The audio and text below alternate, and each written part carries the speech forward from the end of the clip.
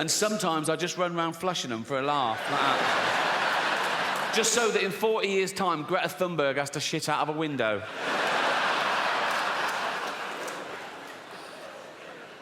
I've got 28 radiators.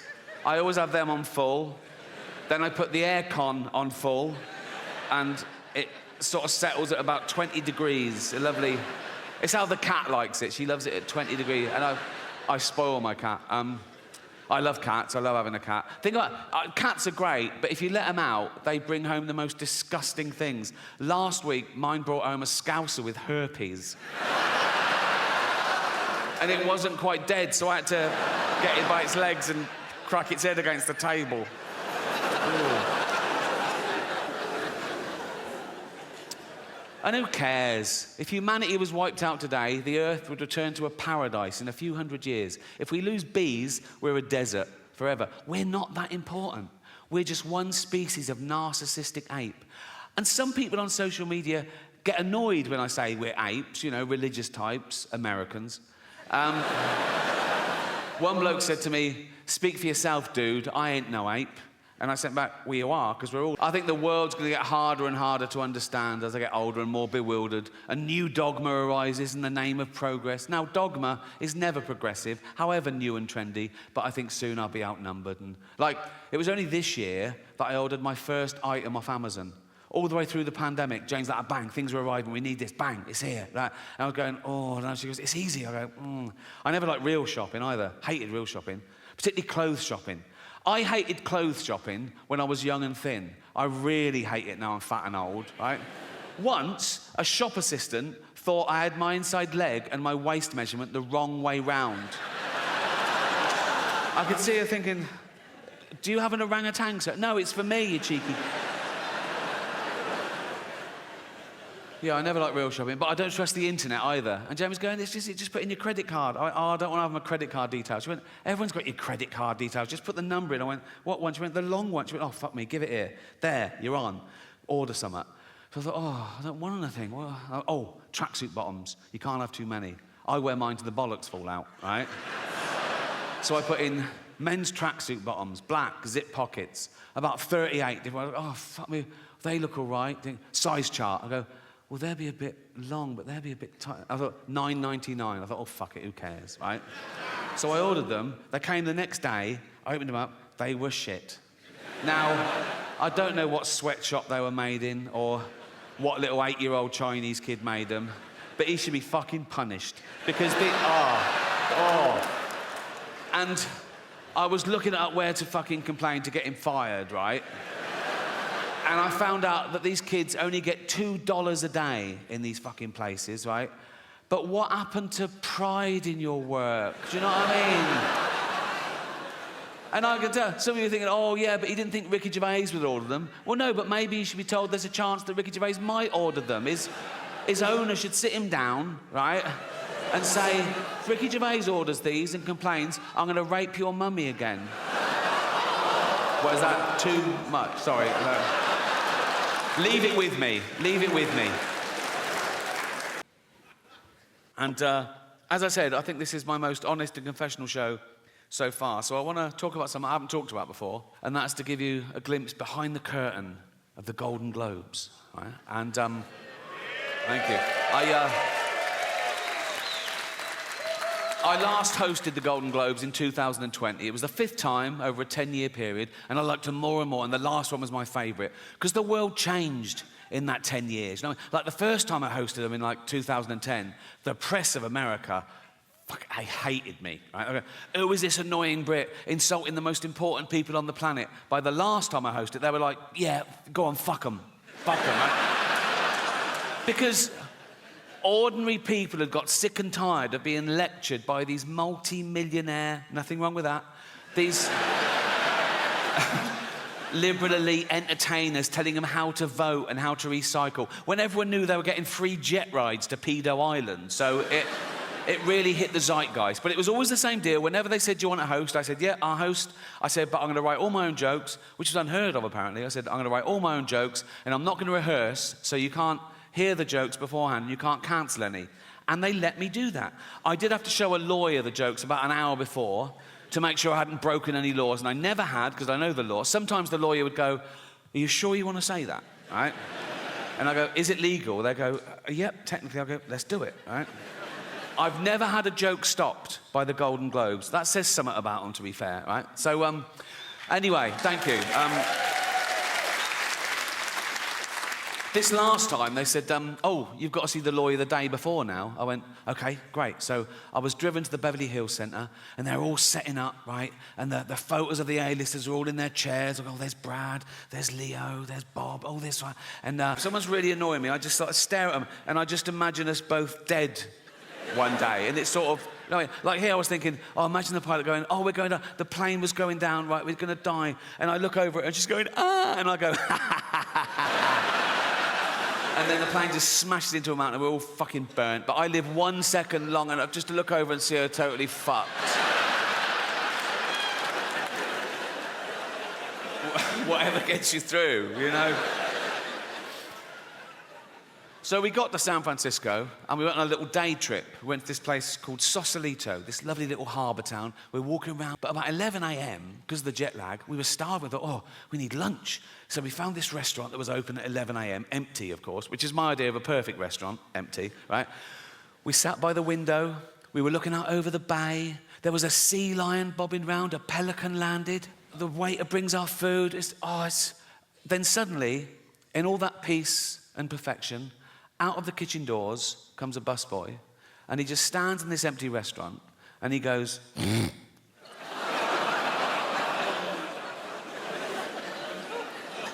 I looked at him, I looked at Jane. Jane didn't even look up. She just went, nothing we can do. Like that. So I'm all alone, right? And the sweat starts. I just get a sweat, right? I go, okay, he's going to do it again. He's going to do it again. Sure enough, I bang my fork against the plate and I just look at him like that. And Jane goes, he doesn't know why you're staring at him. I go, I want him to know. I want him to go, you okay? I go, not really. You keep doing that, right? Jane goes, for heaven's sake, he's a busboy. He's at work. Let's just eat and go. So meal ruined, right?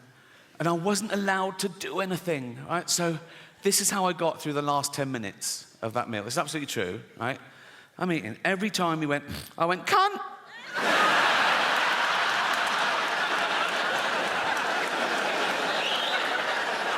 That is what you get. That is what you get.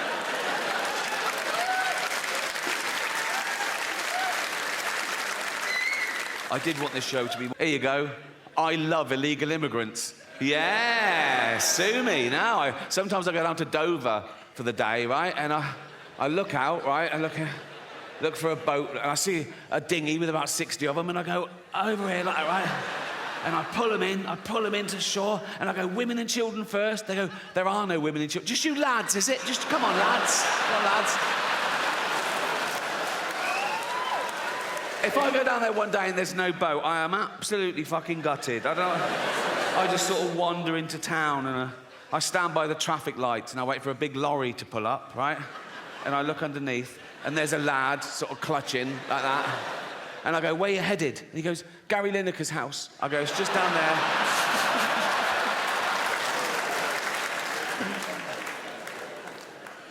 Yeah. Fuck borders. Fuck, we don't need borders, do we? Be like the Vikings. They didn't care about borders, did they? I've got a little bit of Viking blood in me. Well, we all have, because of all the raping they did. They say it was raping and pillaging, but I think it was mainly for the raping. I think they added the pillaging bit for the wives. I mean, they went down one day and went, right, we're off to Great Britain. Oh, why? Just a bit of pillaging. Just pillaging. Just pillaging, babe. All right. Why are you wearing your in society? One, be competent at something. Like, oh, he's a good hunter. Go with him. He's good for the tribe. The other way you can raise your status is have virtue. Like, oh, he's not a great hunter, but he's wise or kind or whatever, you know. And then, with the advent of social media, people suddenly discovered they could just say they were virtuous. No evidence, no proof, just loads of flags in their bio, right? And they would raise their status by bringing other people down, catching other people out. Oh, look what he said. Oh, he's not as virtuous as me. Look how good I am. Look how bad. And that's where the term virtue signalling comes from, right? And I hate it when they bring their kids into it. You can believe what you want, have opinions what you want, vote how you want, but go on a march, great. But when I see a 5-year-old holding a placard, he doesn't know what that says. That's the adult, you know. Like I saw someone tweet this once. Someone tweeted, my 4-year-old just looked up at me and said, Mummy, why does Rishi Sunak hate poor people? Never fucking... I get about the Golden Globes is always... Was someone so angry about what you said about them, they came up to you afterwards and I always go, oh, God, no. I wouldn't even say if that had happened, because I don't like gossip, to be honest, right? There was one guy I thought took it the wrong way, right? It wasn't a bad... No, the cameras went to him, and I'm not in control of the cameras, so I think he was caught in the headlights. It was Elton John, right? But it wasn't a bad joke. I was introducing Madonna, okay? And I later found out that him and Madonna were in this feud, and he hated being mentioned in the same sentence as her. But I didn't know at the time. I was confused, right? And it wasn't part of the monologue, but I'm there for like 3 hours, right? And now and again, the stage manager put her head around the door and go, do you want to introduce so-and-so? And I go, yeah, fine. And I come out and I either do it straight or I ad-lib. And this was little ad-lib because I saw Elton in the front row, right? So this was a joke. I came out and I said, our next presenter is the Queen of Pop. Not you, Elton. Sit down, right? And it sort of went to him, he sort of went, and I was like, oh, fuck, he hated that. And I was thinking, why is he, I was like, oh, God, do you think I'm homophobic? Oh, I'm not homophobic. There's always in my head. Then I thought, he must have heard worse, right?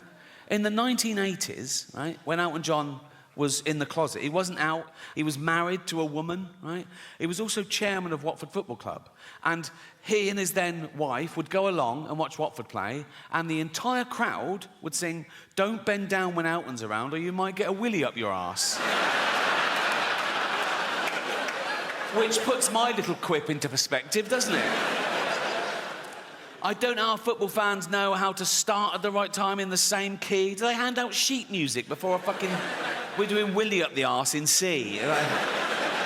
Jeff's doing a solo. They get a traditional tune so everyone knows it, and they change the lyrics. Some genius changes the lyrics, right, to be as offensive about someone or something or somewhere or whatever, right? So the tune they used to use, I remember it, it was that old Cockney knees-up song. My old man said, follow the van and don't dilly-dally on the way. Do you know that one? Remember the term dilly-dally? They use it very creatively in their version, right? So this was their lyric. It was the 80s. It's not politically correct. I apologise. But they're football hooligans. What are you going to do, right? So let's analyse their genius lyrics, right? This is what they used to sing. Don't bend down when Elton's around or you might get a willy up your arse. I mean, you might. Not necessarily his, but, you know, like mathematicians amongst you would have to go, yeah, there's a slight... Like, if 1,000 people bent down when Elton was around, one of them might randomly... Someone might come off a bicycle and go, sorry, like that, and they oh, fuck, and the scientists will go, 1. Do you know what I mean? There's a slight... Also, when Elton's around, that's ambiguous. That could fit... Like, you could have 2 gentlemen having anal sex in a hotel room, right? And then the next day they find out that Elton John was staying in the next room. They go, oh, I got a willy up the arse when Elton was around, you know? I'll give him that. Anyway. Don't bend down when Elton's around or you might get a willy up your arse. He has the nerve to call us dear. We all know he's a fucking queer. Sorry, right? And he goes... He dallies and dillies. They've reversed it. Why? He dallies and dillies. He plays with people's willies. Again, I don't know what play with means in this context. It could be like, wow. It could be anything, couldn't it? Wow. I thought you were going to suck it. No.